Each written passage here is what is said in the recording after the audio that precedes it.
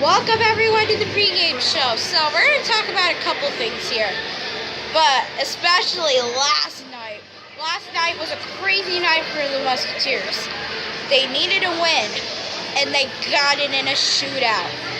Now, the game was tied up one at the end of the first, with Matt Miller tipping the shot from Hayden Rowan, I believe it was, on a pass by Leibold. And then Michael Callahan scored for Central Illinois.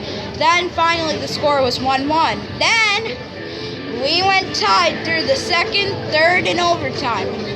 Now, here's where stuff gets interesting. We got to a shootout, just to earn points, for each team. So, the shootout went 11 rounds. The shootout went 11 rounds. That's the longest shootout this season for the Musketeers. Shootout. That went 11 rounds. Both teams scored in the 5th round. I believe it was Cameron Burke for Central Illinois and Cole Koepke for the Musketeers. And then at the 11th round, Matt Miller was the hero. Shootouts aren't usually that long, but in the NHL, they can go the distance, it seems like. It's gone 20 rounds in the NHL. It was a game against Washington versus Florida. Florida ended up winning that one 5-4. It's a shootout.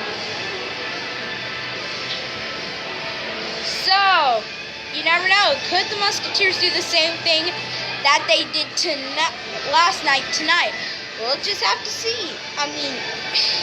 Hockey is a sport where you don't really know what's going to happen until it does happen, it seems like.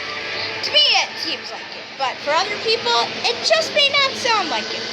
That's just my opinion.